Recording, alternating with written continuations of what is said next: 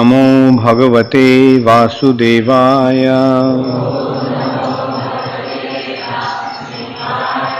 ओम नमो भगवते वासुदेवाय।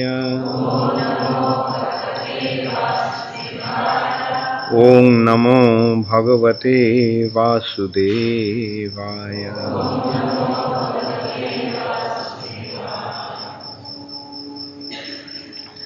श्रीमद् भागवतम की जय।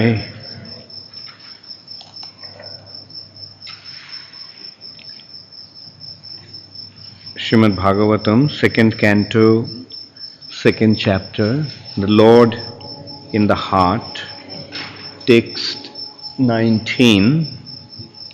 Ithang munis tuparamed vyavasthito vijnana drik virja surandhitasayah swa parshninapidya gudam tato anilam sthaneshu shatsunnamayej jita klamaha. Ithang munistupa ramed vyavasthito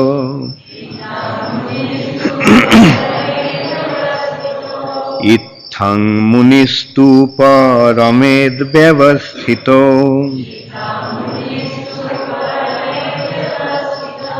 Vijnana drigvirja surandis Vijnana drigvirja surandhitasayah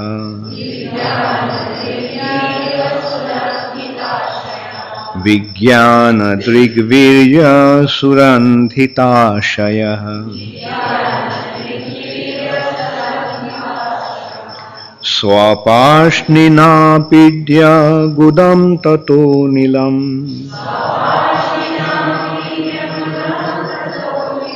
Swapashninapidya gudam tato nilam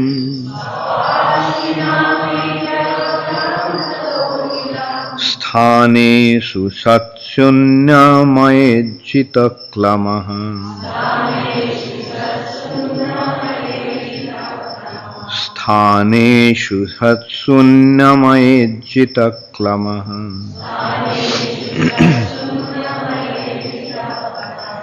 Ithang munistupa ramed vyavasthito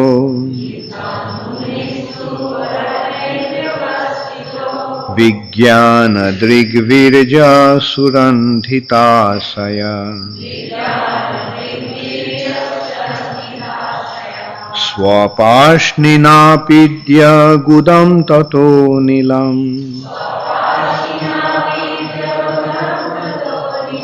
Sthaneshu satsunnamajjita klama.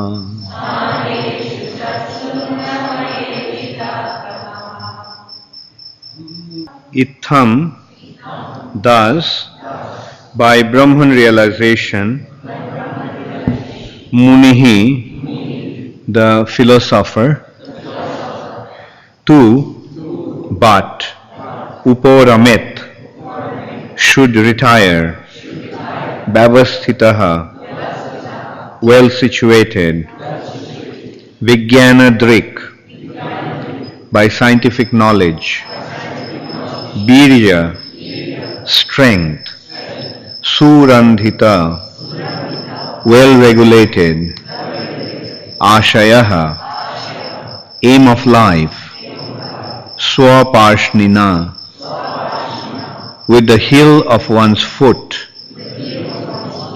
Apidya, by blocking, Gudam, the air hole, Tataha, thereafter, Anilam, life air, Sthaneshu, in the places, Satsu, six primary Unnamayit must be lifted Jitaklamaha by extinguishing material desires.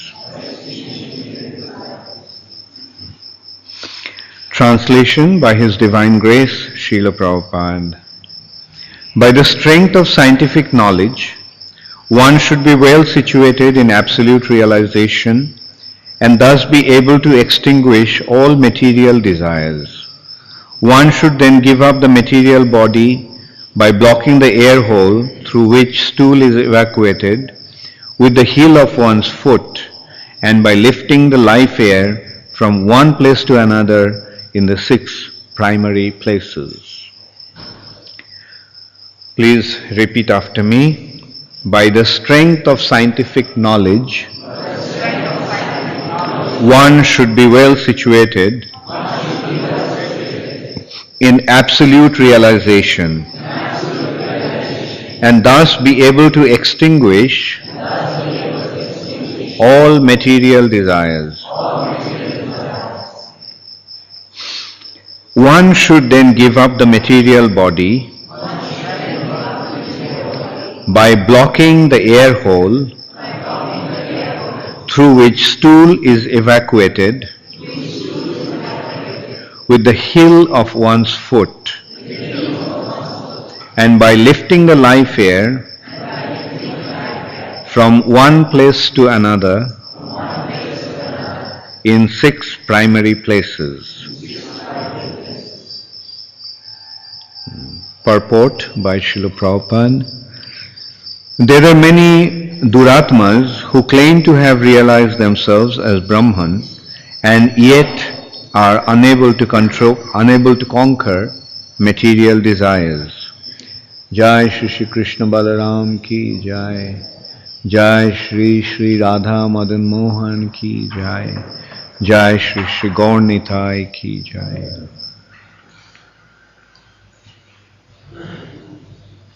In the Bhagavad Gita 1854, it is clearly explained that an absolutely self-realized soul becomes completely aloof from all material desires.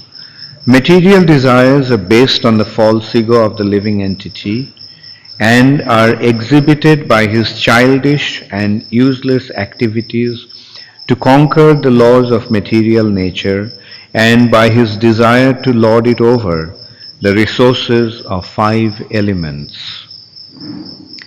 With such a mentality, one is led to believe in the strength of material science. With its discovery of atomic energy and space travel by mechanical vehicles, and by such tiny advancements in material science, the false egotist tries to challenge even the strength of the Supreme Lord, who can finish all man's tiny endeavors in less than a second. The well-situated self or Brahman realized soul perfectly understands that the Supreme Brahman or the personality of Godhead is the all-powerful Vasudev and that he, the self-realized living being, is a part and parcel of the Supreme Whole.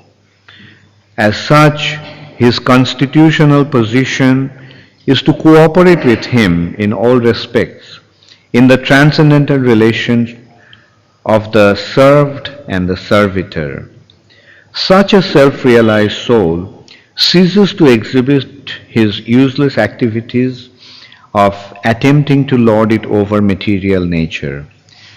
By scientifically well-informed, or rather being scientifically well-informed, he fully engages himself in faithful devotion to the Lord.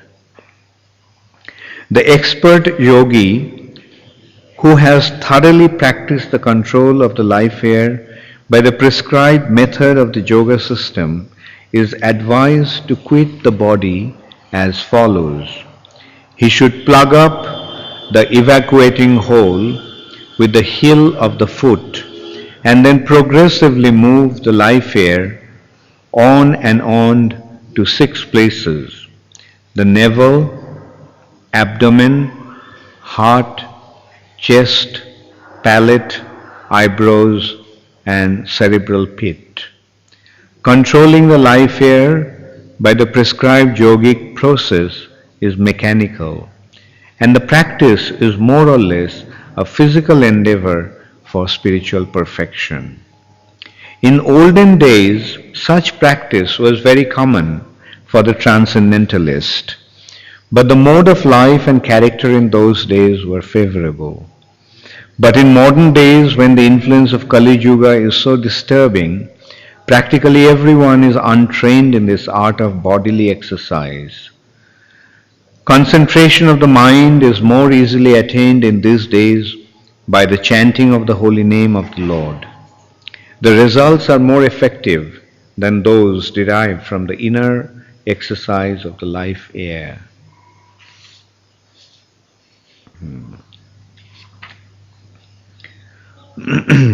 Ithang munistupa ramed vyavasthito vigyana drik virja surendhitasaya sapashni napidya gudam tato nilam sthaneshu satsunnamaed chitaklamaha. By the strength of scientific knowledge, one should be well situated in absolute realization and thus be able to extinguish all material desires. One should then give up the material body by blocking the air hole through which stool is evacuated with the heel of one's foot and by lifting the life air from one place to another in the 6 primary places. So, there are various ways of making spiritual advancement, and one of the common ways was the process of Ashtanga Yoga. And here, Sukadev Goswami is advising Parikshit Maharaj about that process. That was Dwapar Yuga, and people were very advanced. So they were so powerful that they could actually detach themselves from the material nature completely and thus elevate themselves to the spiritual sky. And the process, as has been described here, is a yogi controls his life air, which is called prana vayu. Here that life air has been described as anilam. Anila actually means air. So this expression, just air or anilam, has been used, but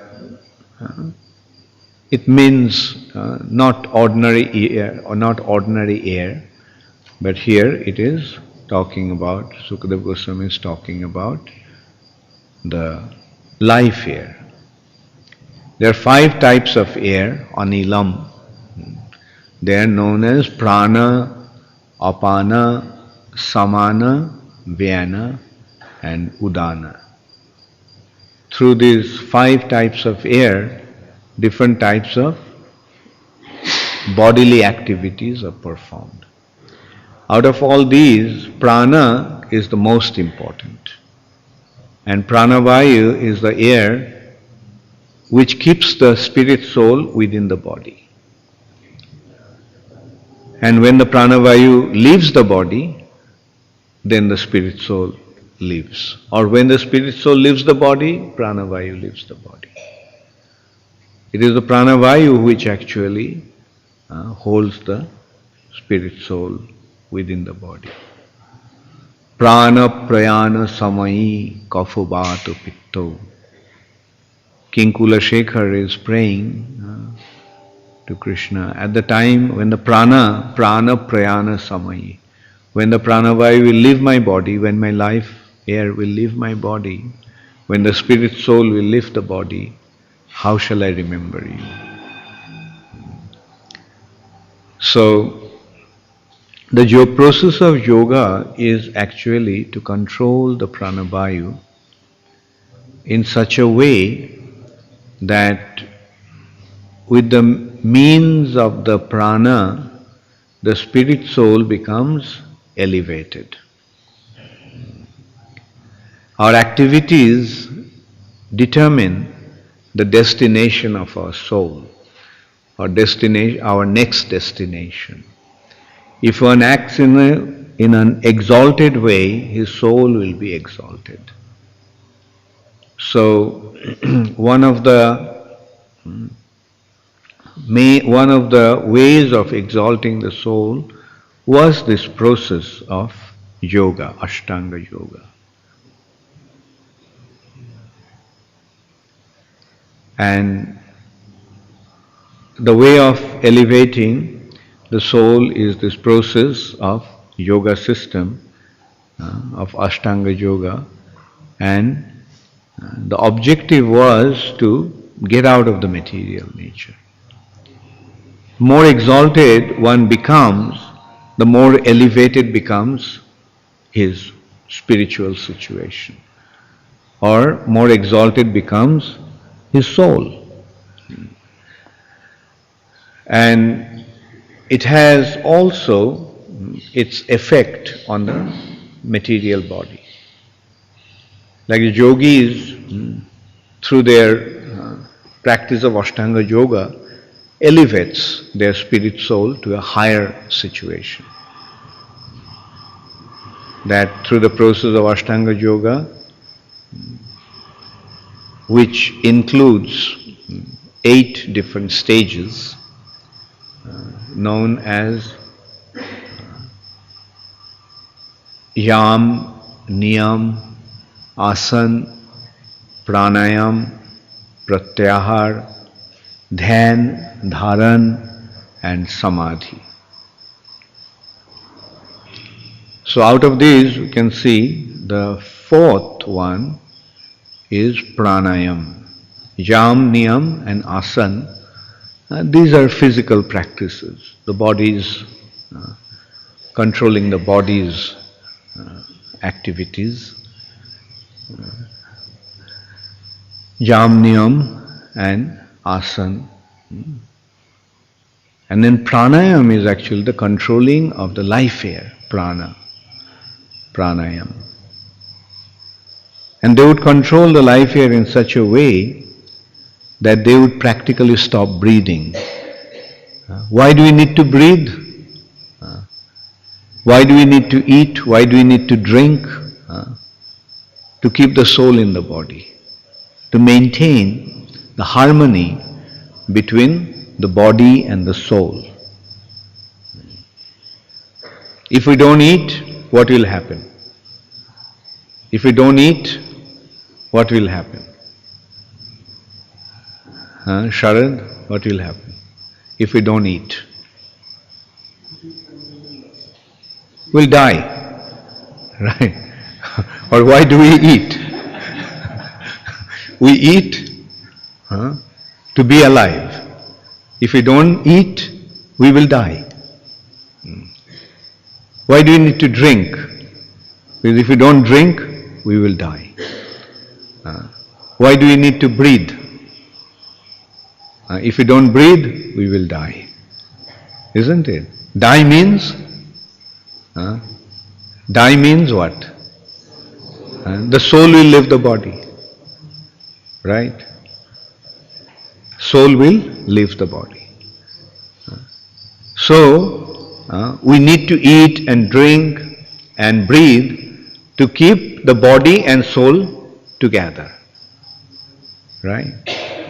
Now let us consider, if the soul becomes aloof from the body, when the soul becomes aloof from the body, then will it need to eat? If the soul becomes aloof from the body, it don't need to eat.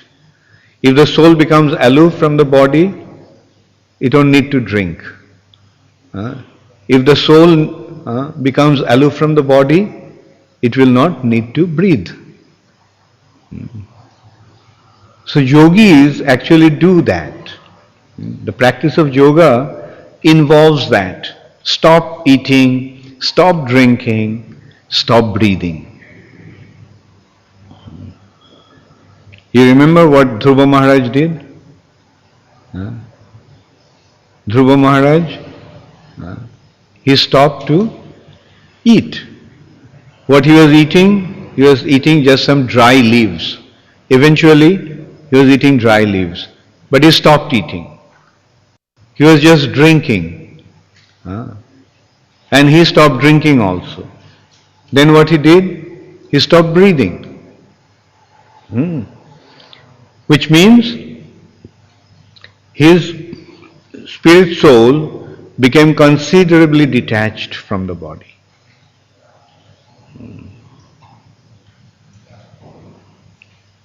Now, this yoga process, by this process of practicing yoga, the soul becomes aloof from the body. And when the soul becomes aloof from the body means the soul became detached from material nature. Because our link with the material nature is through the body. So the soul is aloof from the body means the soul is detached from material nature. When the soul is detached from the material nature, where is it going to go? Detached from the material nature means it is spiritually situated. It's spiritually situated. So that is the process of Ashtanga Yoga. By this process, practicing this process, the soul is elevated to the spiritual platform. But Prabhupada is saying that this is a mechanical process. Mechanical process in the sense, why it is considered to be a mechanical process? What is the meaning of the word mechanical? The word mechanical means what?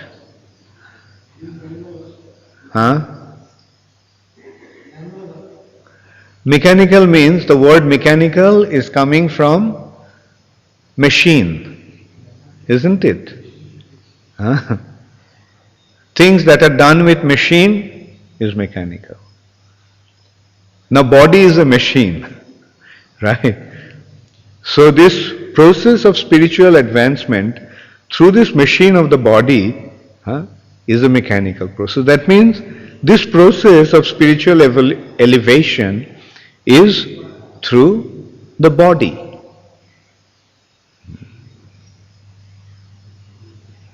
But when the body is properly equipped, then spiritual elevation is possible. But when the machine is not able to function properly, then will the machine work? Now our Kali Yuga bodies are like broken down machines. So when the machine is broken down, we cannot function, the machine will not properly function and the desired goal cannot be achieved. That is why in the age of Kali, the process that has been prescribed is not so much related to the body in this sense. It's related to the body because through the body the spiritual advancement has to be accomplished. But this body, the Kali Yuga bodies, are not fit for this kind of performance. Like let us consider what kind of body we need to perform yoga system. Like if we consider Ashtanga Yoga, that has been quite extensively described, no, not extensively, rather briefly described in Bhagavad Gita. It involves going to a solitary place. The first consideration, step one, go to a solitary place. Solitary place means in the middle of a forest or in the cave of a mountain. And there take bath 3 times a day. Morning, afternoon and evening. And there one should sit down peacefully and fix his mind at the lotus feet of the Lord. Okay, now let us consider step 1, step 2, step 3. Step 1, going to a solitary place. In Madhya Pradesh there are many big deep forests. How many of you are ready to go to the forest? Nitai Chandra, did you raise your hand? How many of you are ready to go to the forest? No? No one? Okay. How many of you are ready to live alone? Not only go to the forest, but live alone. Sometimes we can go to the forest. Sometimes we go to a forest to have a picnic, don't we? A big group, drive in a bus, find a nice place on the bank of a river, and we have a picnic, and then in the evening we come back. But no, this going to the forest is not for going to have a picnic, but to go there to live and not to come back home. So, okay. Now if you think that forest in Madhya Pradesh is not good enough place for you, maybe you need a more suitable place. What about going to the Himalayas? In the snow-capped mountains. Snow-capped means where it's snow, there is ice throughout the year. Throughout the year there is ice. And mind you, when you go there, you don't have any prasad.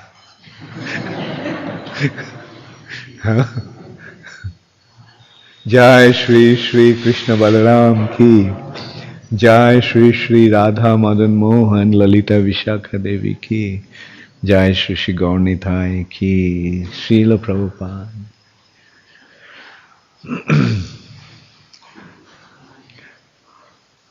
No rice, dal, chapati, sabji. And what to speak of ras malai and rasgullas. What to speak of rice, dal, chapati, sabji and ras malai, rasgullas. There is not even no fruits. No fruits even. No chipped rice. No bananas. No milk. So what will you eat? Actually, when one takes to this life, he doesn't think about eating. Let us consider one such yogi was whose activity was very exemplary. Who was that? It was Hiranyakashipu. Hiranyakashipu, he went to the Mandar mountain. Mandar mountain is a very high mountain. Mandar mountain is even higher than Mount Everest, higher than Himalayan mountain. And even higher than Mandar is Meru. Anyway, so he went on top of Mandar mountain, and there, what to speak of eating and sleeping, he just stood on one leg, just on one leg, on his toe, with his hands raised upwards, and stood there for days, weeks, months, years, together. There for so many years that his whole body was eaten up by the termites, white ants.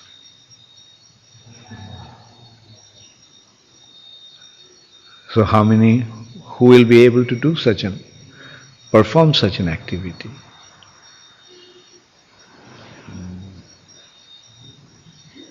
So the point that Prabhupada is making, that process of spiritual perfection is not possible for the people of this age of Kali. Now, spiritual process is becoming aloof from the body and becoming detached from the material nature. So this way is the process by which one gradually separates the soul from the body. So this is one way of making spiritual advancement. Soul becoming completely aloof from the body. And as the soul becomes aloof, the soul rises and the chakras open. There are 6 chakras, as it has been pointed out, and then finally one leaves the body through the brain center, which is there is a hole above the brain on the skull, and the soul lives from there. So yogis achieve their perfection in this way.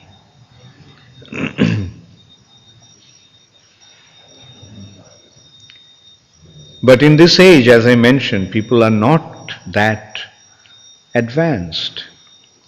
They are not that competent. Their body is weak. So when the body is weak, the body will not have the ability to elevate the soul. Therefore, in this age, the process has been given as devotional service, direct devotional service or pure devotional service. Now, what is this process actually? As I mentioned earlier, it's all a matter of the body and the soul. Freeing the soul from the bondage of the body.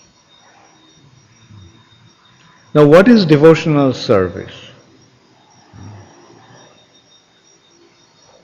The devotional service has been described as engaging oneself with his body, speech and mind. Tanubang manobhi. The body, bang means speech and mana is mind, in the service of the Supreme Personality of Godhead, which begins with surrender.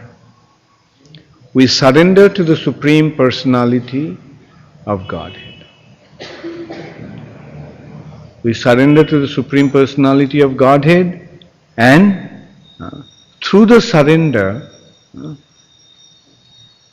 our body and mind become spiritualized. And thus, engaging the body and the mind in the service of the Lord, eventually the spirit soul is situated in its constitutional position. For example, when the body is engaged in the service of the Lord, then the body is spiritualized. When the mind is engaged in the service of the Lord, the mind is spiritualized. Intelligence is spiritualized. And eventually the soul becomes situated in its spiritual identity, free from the bondage of matter. If our activities are engaged in the service of the Lord, then it is spiritualized. So this is the difference. The other processes generally are a mechanical process of spiritualizing oneself. But this process is directly spiritualizing the body. We do not have to separate the soul from the body. Rather, engaging the body in the service of the Lord, the body is spiritualized. So that is the uniqueness of devotional service.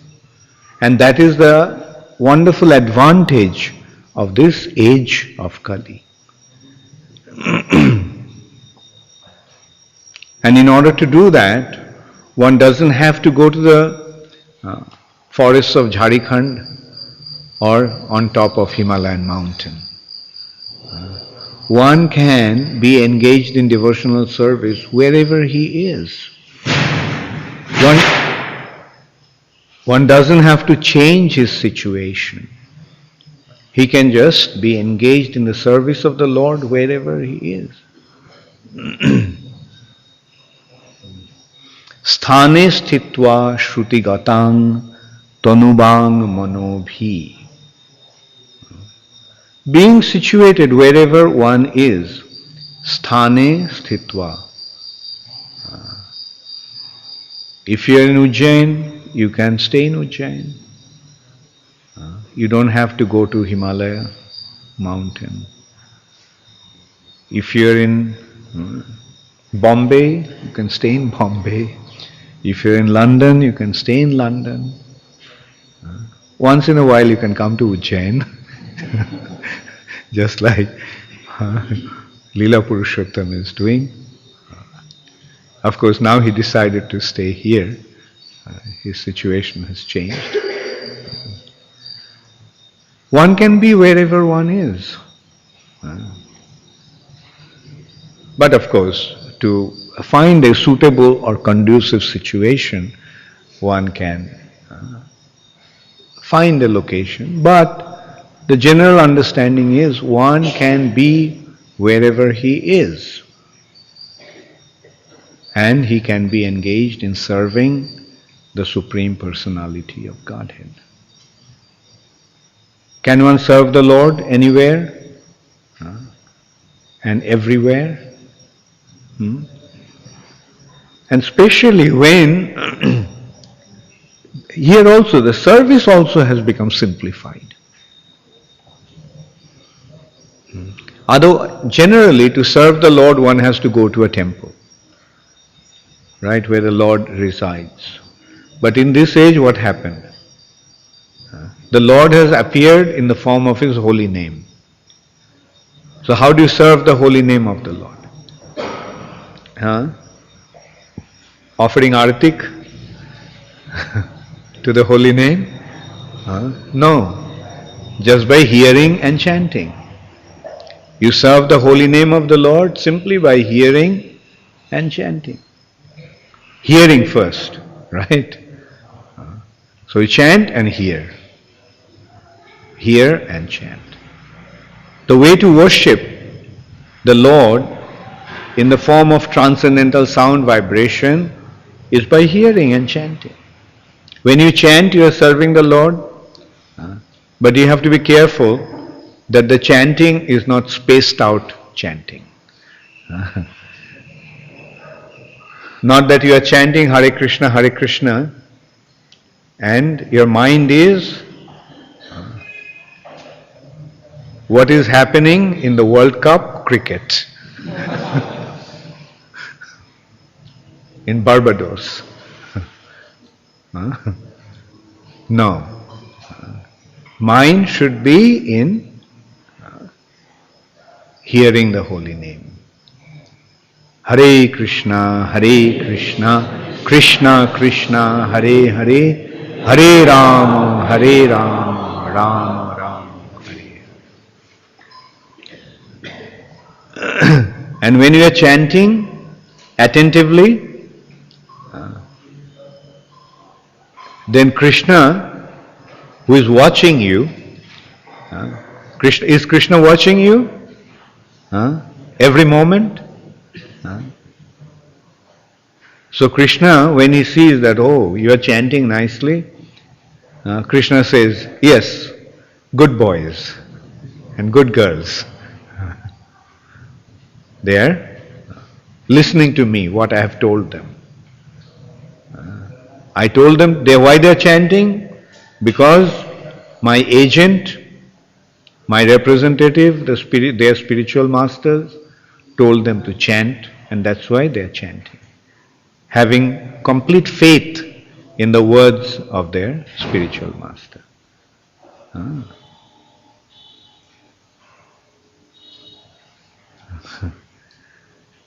So this is how one makes spiritual advancement in this age. Now, is it a difficult process? Now, if you are given a choice, which one will you take to?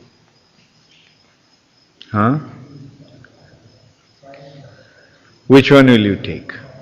What's your name? तुम्हारा नाम क्या है? अनिमेश. अगर तुमको ये option दिया गया है तो कौन सी ऑप्शन तुम लोगे?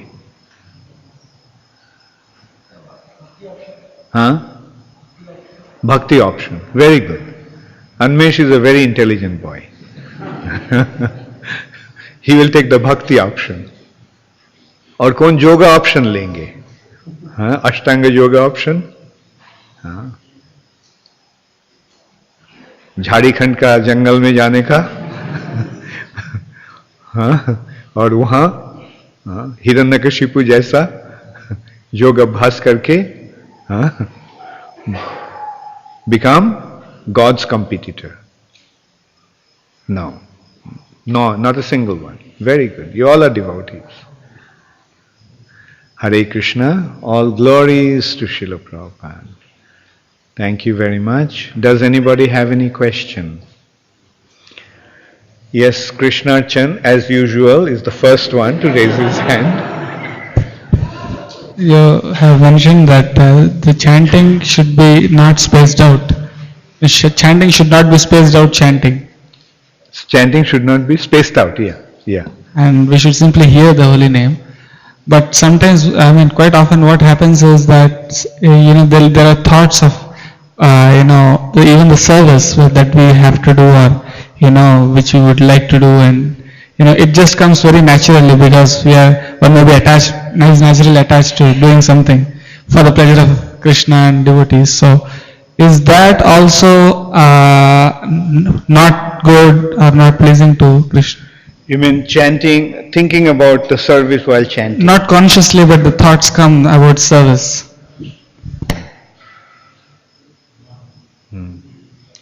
Yeah.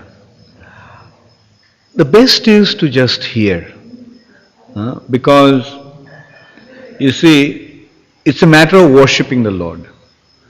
And the way to worship the Lord in the form of the holy name is by hearing.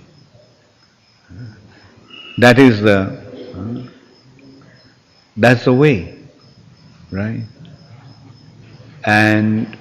But if that those thoughts do come, it's better than thinking of World Cup cricket while chanting. Alright? The thoughts are, at least those thoughts are pertaining to devotional service. But the point is that these 2 hours of chanting, 16 rounds, which takes 1.5 to 2 hours, it should be concentrated, it should be focused. Bandho mui sabodhanamati. The worshipping should be done. Sabodhana means, the word sabodhana means, literally, the word is sa avadhan. Avadhan means attentive. Mind being focused on that.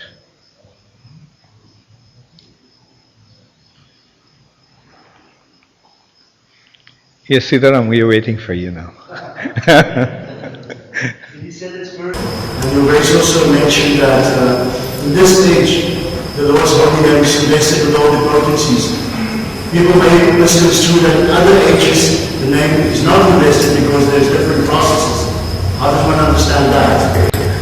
I didn't actually say that the spiritual life and material life is side by side, but it is interlinked in a way. Like not side by side, but the spiritual advancement means going away from the material, right? Generally, whereas in devotional service, what we do is instead of separating the soul from the body, see, other processes are a process of separating the soul from the body, right? The yoga process, gradually more you advance, the more aloof you are from the body. You don't need to eat. What does it mean?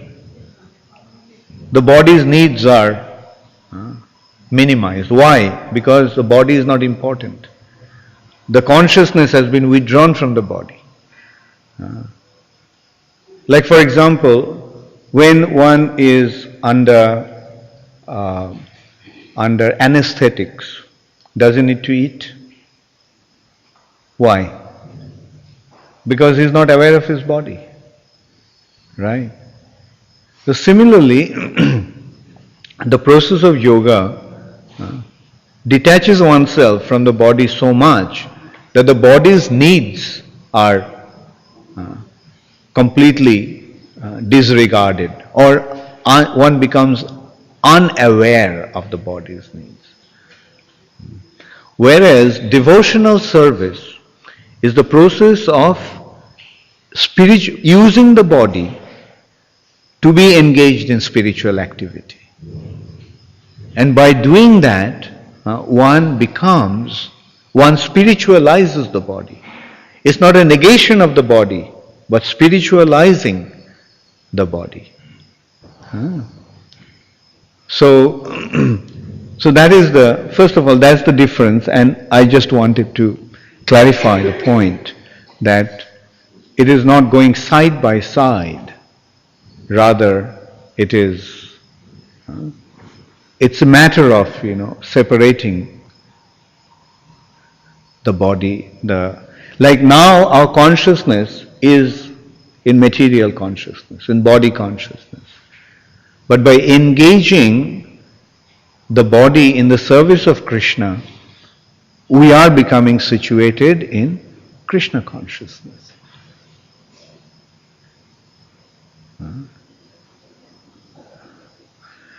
Yes, Sharon. Hare Krishna Maharaj. Maharaj, as you said that in the previous times, devotional service, there was favorable environment.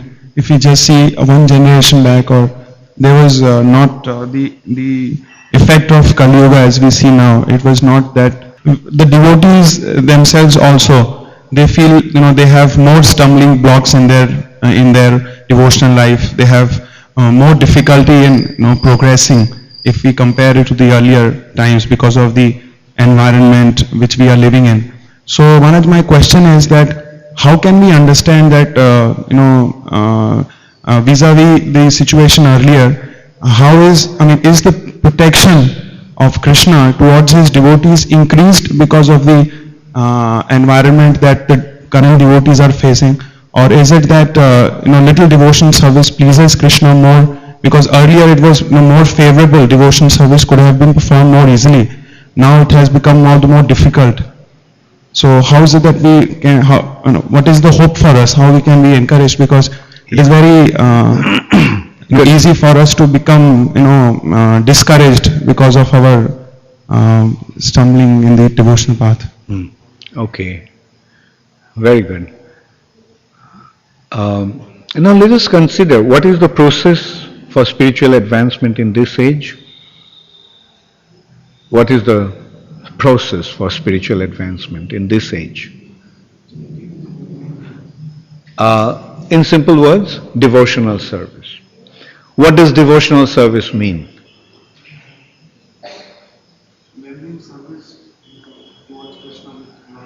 Yeah.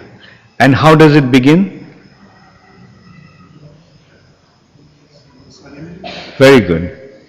So devotional service begins with surrender. Right? So in this age, the way for making spiritual advancement is surrender. Right? So the more you surrender, the more you make advancement. The more you make advancement, spiritual advancement, the more you become surrendered. Right? So that's the first consideration. The process for this age, we must remember, is surrender. So now tell me, the more what happens? Do we become more adamant? We become more surrendered. So let the situation become so difficult that we will be forced to surrender more and more. So it's good that let the situation become difficult. Then we'll remember Krishna even more and we'll become more surrendered. That's one thing. And then what is the objective of devotional service? Yes, but think about it. What is the main objective of Krishna consciousness or devotional service? What is the main objective? Is it really to achieve Krishna Prem? Are we trying to get Krishna Prem? No. Krishna Prem will come as Krishna's mercy. There we don't have, any ability to achieve that. We cannot say that by practicing devotional service for 35 years, we are going to get Krishna Prem. Can anyone say that? How does one receive Krishna Prem? By the mercy of Chaitanya Mahaprabhu. Krishna Prema Pradayate. He can give it. Otherwise, it's impossible to get. So actually, our immediate objective is not to get Krishna Prem. Think about it. What is our immediate objective? Good, but still think about it more deeply. Our immediate objective is to spread Krishna consciousness. Isn't it? What we are doing? Sankirtan, we are chanting loudly, singing, distributing books. Why we are doing all these things? Everything that we are doing, what is the purpose? The purpose is to spread Krishna consciousness. Now, the way the world is going, tell me, is it becoming more conducive to spread Krishna consciousness or more difficult to spread Krishna consciousness? In one hand it is difficult, but on the other hand it is easier. Right? Look at all these facilities that today's world is providing. Like what is the biggest development in this age? Communication. Now consider, is communication conducive to spreading Krishna consciousness or not? So we will say Krishna is making all kinds of wonderful arrangements to spread Krishna consciousness all over the world in every town and village. So we are in a wonderful situation, right? Difficulties are there to force us to become Krishna conscious, to surrender to Krishna, and facilities are there in order to spread Krishna consciousness more effectively.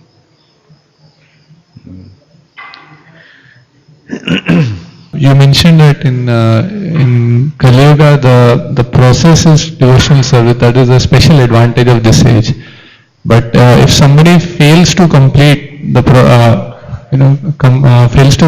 process in this life, then what will be the situation in the next life? Because on one hand we understand that he will start from where he left, but at the same time, actually just one similar point about the answer you gave, that although like the situation is more conducive in one sense as you mentioned, but the influence of Maya is also much more in that sense, because of, like if you see, because of communication, it's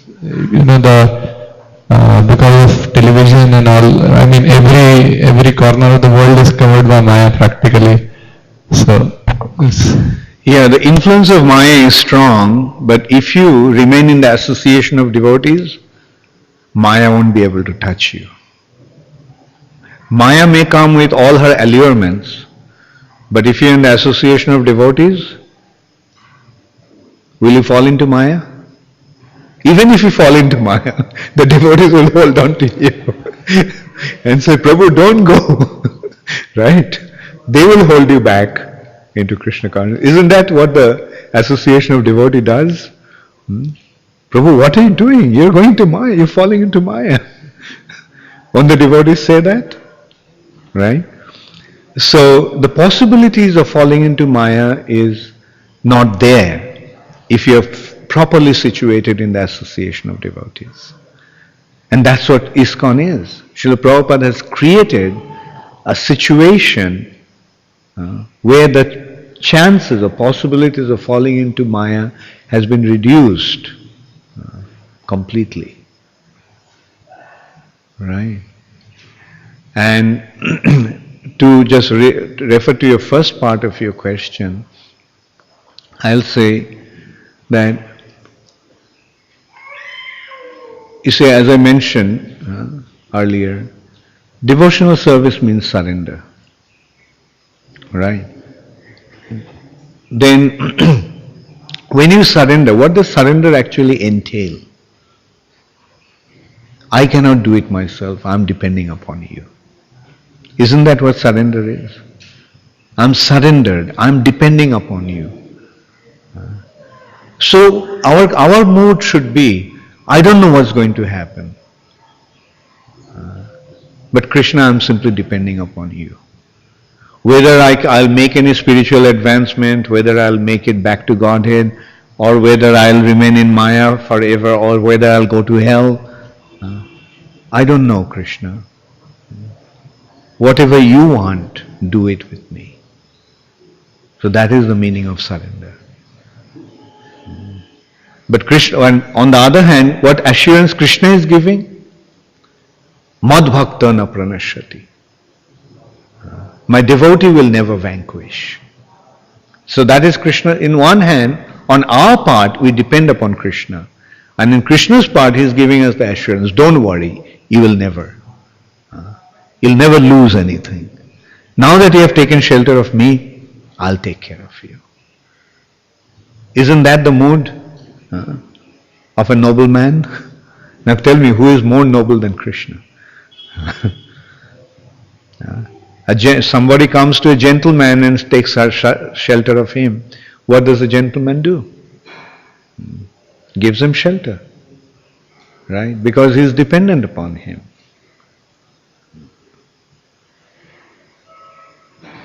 So Krishna is the most merciful. Therefore Krishna is Bhakta Vatsal. Bhakta Vatsal means he is the protector of his devotees. He is the maintainer of his devotees. Yes, Raghav Pandit. They are getting the devotional activities or devotion through the Srimad Bhagavatam as described in this chapter, that doing the Ashtanga Yoga, doing the Shat Chakra Bhedan and everything. Will these people also get the... Yes, they'll get devotion if you give it to them. Yeah. Alright. So now it's your duty to go out and give it to them.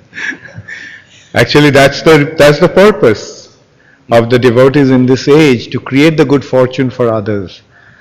Whether they are doing Ashtanga Yoga or they are doing, Karma Kanda, or whether they are trying to enjoy the material nature, they are all in a wrong path. Yeah. Because that's not the process of this age. Right?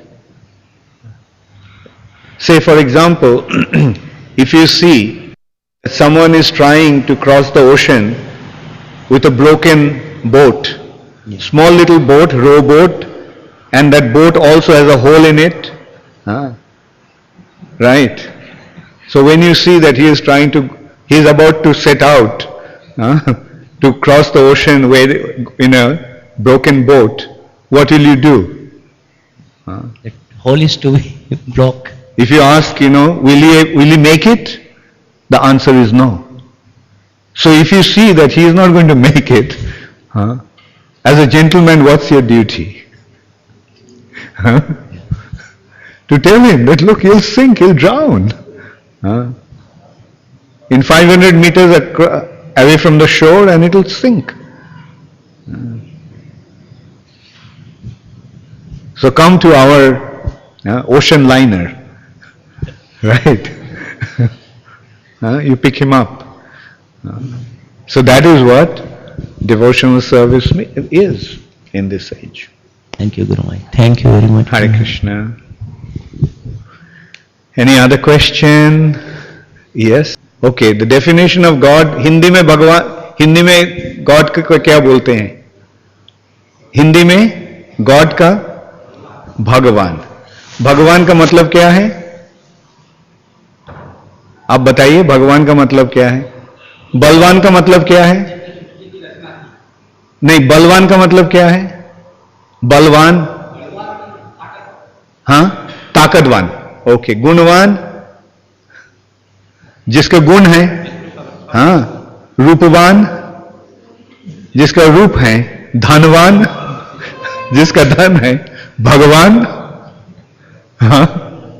बताइए, भगवान का मतलब क्या है? हाँ, जिनके पास भग है. भग का मतलब है जिनके पास सारे संपदा, सारे दौलत हैं, सारे शक्ति हैं, सारे सौंदर्य हैं, सारे यश हैं, सारे ज्ञान हैं और समग्र त्याग हैं. ऐश्वर्यस्य समग्रस्य वीर्यस्य यशस्य श्रिय ज्ञान वैराग्यश्चैव शन्नांगिति भगांगना. समझे? ये भग का अर्थ है सारे संपदा, सारे शक्ति, सारे सुंदरता, सारे यश, सारे ज्ञान और सारे त्याग. किसी में है? किसी को आप जानते हैं जो कहते हैं कि उसके पास सारे संपदा है? नहीं. सारे शक्ति हैं, यश, सुंदरता, ज्ञान, त्याग, जिसके पास है वो है भगवान. और वो कौन है? वो है एकम एव अद्वितीय परम पुरुष. जो परम पुरुष, परमेश्वर, जो एक है और जिनका दूसरा कोई नहीं है, वो है भगवान. और उनके गुण के अनुसार उनके बहुत सारे नाम हैं. वो सर्वाकर्षक हैं, इसलिए उनका नाम है कृष्णा. वो परम शक्तिमान है, सारे बल उनमें है, इसलिए उनका नाम बलराम. वो सारे आनंद के स्रोत हैं, इसलिए वो है राम. ऐसे एक ही, वो एक है जिनका कोई दूसरा नहीं है, परंतु उनके शक्ति और उनके लीला के अनुसार उनके अंतहीन नाम है. तो भगवान कौन है? आप मंदिर में आए हैं, वो कौन है? बताइए, भगवान कौन है? समझ गए हैं? तो इसलिए मैं बोला हर रोज आना ही है.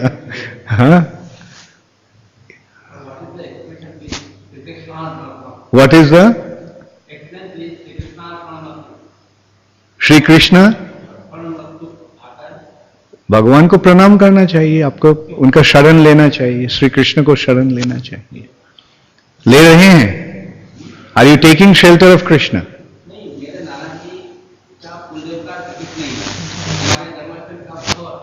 अच्छा, ठीक है. Okay, what's your question? Hare Krishna Maharaj. Maharaj, in the Vedas it is described that God is formless. God is formless. Who said? And many times it is written that God has form also. Who is here on the altar? That is Krishna. Does he have a form? He is a form. Yes. Is he God? Yes. Then how can you say God is formless? But somewhere it is written that impersonal feature of God. That So impersonal feature of God. It is in creating doubt. Yeah. You see, God has His energy, the Shakti. Does energy have form? Energy. Energy aspect is formless. God's energy aspect of that Supreme is formless. But the energetic, see, energy and energetic, energy must come from the energetic, right? Energy is formless, but is energetic formless? No. And another thing is, somewhere it has been written, is in order to understand that, what do you have to do? Can you take a book and just read it? To understand the book, what do you have to do? To understand the book, what do you have to do?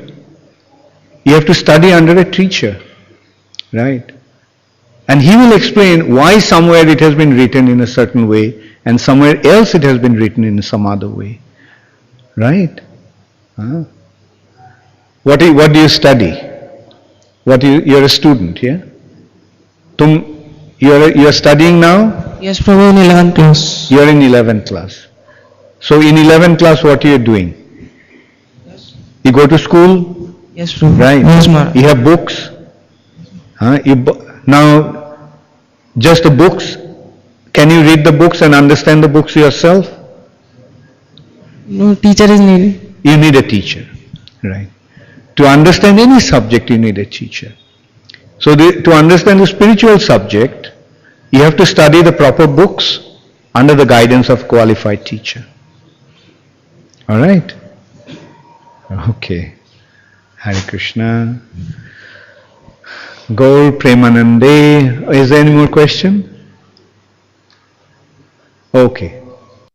When we are performing devotional service, when we are actually doing that service, how do we dictate our mind? In what should we, how should our conscience be to dictate our mind when we are performing devotional service? Or does this verse not apply when we do devotional service?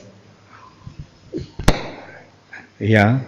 So when you do something, how do you do it? Attentively or inattentively? So attentively means what? Attentively means the mind is focused in there, in what you are doing. If the mind is not focused, then it's inattentive. So when you are rendering your service, should you do it attentively? Where should your mind be? In your work.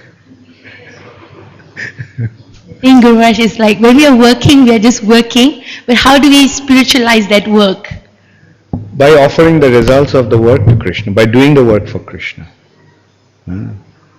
If you do it for Krishna, it's devotional service.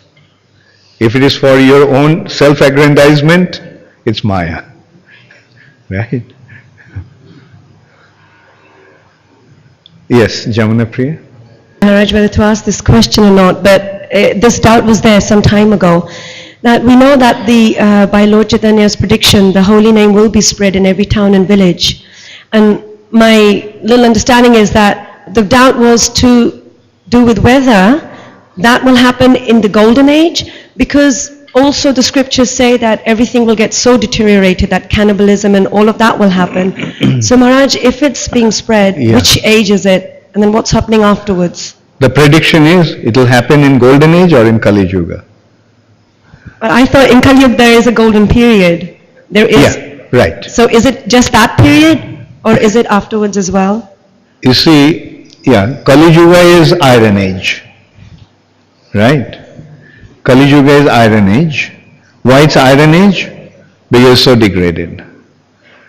But due to the propagation of Krishna consciousness, will the degraded condition remain or it will improve? It will improve. When it improves, what will happen? It will become Golden Age. Right? So yes, by propagation of Krishna consciousness throughout the world, a Golden Age will be established in the middle of the Kali Yuga. The Kali Yuga situation will improve, and within Kali Yuga, by Mahaprabhu's mercy, for 10,000 years, the golden age will appear. Okay, I'll stop now. Thank you very much. All glories to Srila Prabhupada.